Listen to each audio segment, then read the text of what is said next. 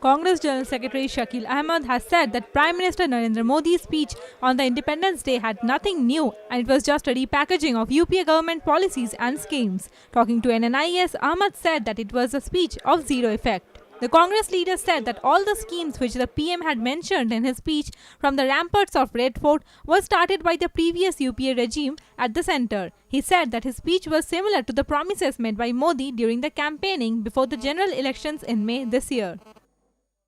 मुझको लगता है जीरो इफेक्ट वाला भाषण था। आप भारत के नागरिक हैं, एक बात बता दीजिए जो उन्होंने नहीं कही हो। बैंक अकाउंट खोलने की बात की। हमारे जो मजदूरी करते हैं लोग, आज 8 से 10 सालों तक हम पोस्ट ऑफिसेज में, जहां बैंक नहीं है वहां पोस्ट ऑफिसेज में, बैंक्स में उनके अकाउंट खुलवा रहे हैं। स्वच्छता की बात की।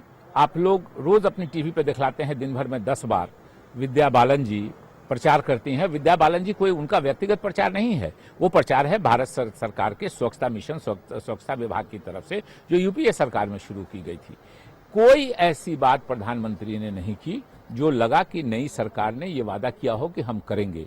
वेग सा भाषण जो चुनाव में दिया करते थे नरेंद्र मोदी जी, वही भाषण आज भी दिया है। Wishing countrymen a happy Independence Day, Shakil Ahmed said that the country is still to see good days as promised by the BJP and Modi. बात सही है कि उनके अच्छे दिन आ गए हैं, उनके कुछ भाजपा के साथियों के अच्छे दिन आ गए हैं। हम स्वतंत्रता दिवस के अवसर पर सबों को शुभकामनाएं देते हैं और आशा करते हैं कि जैसे नरेंद्र मोदी जी उनके साथियों के लिए, भाजपा के साथियों के लिए अच्छे दिन आए, देश की जनता के लिए भी अच्छे दिन आए।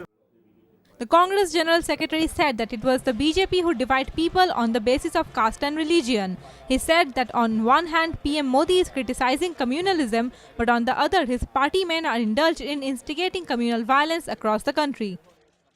देखिए, कम्युनल वायलेंस बढ़ाने में इस देश में अगर एक पार्टी का सबसे बड़ा योगदान है तो भारतीय जनता पार्टी, नरेंद्र मोदी जी और उनके जो पूर्वज जनसंघ थे जिससे ये लोग बने हैं, तो स्वाभाविक रूप से उस पर कुछ बोलना, मैं समझता हूं कि जो थोड़ा मोड़ा बोला है वो भी डबल स्पीक है, डबल स्टैंडर्ड है कि आप लाल किले की प्राचीर से बोलते हो कि सांप्रदायिकता खराब है और आपकी पार्टी दिन रात उसी काम में लगी रहती है कि कैसे समाज का लोग लड़े, कैसे दो धर्मों के लोग आपस में लड़ें और राजनीति में विभक्त हो, हम बड़े समाज के अपने को शुभचिंतक कह के उनका वोट ले लें।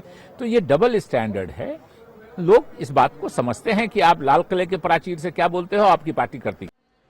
He said that people were expecting some new policies in Modi's Independence Day speech, but he failed to deliver it. स्वाभाविक रूप से उन्हीं स्कीम्स की बात की है उन्होंने, लेकिन कुछ और भी नई चीजों की अपेक्षा लोग करते थे। कोई सरकार पूर्ण नहीं होती है। हमारा देश विकसित होता हुआ देश है, डेवलपिंग कंट्रीज में हमारे देश की गिनती होती है, तो बहुत सी कमी रहती है। नई सरकार से लोग अपेक्षा करते हैं कि नए एंगल से उसको देख करके उन नए प्रोग्राम्स बना के नई पॉलिसीज लाके उनको देर करेंगे। मगर आज बहुत निराशा हुई जो लोग कुछ आशावादी नजरों से नरेंद्र मोदी जी को देख रहे थे। Powered by NNIS.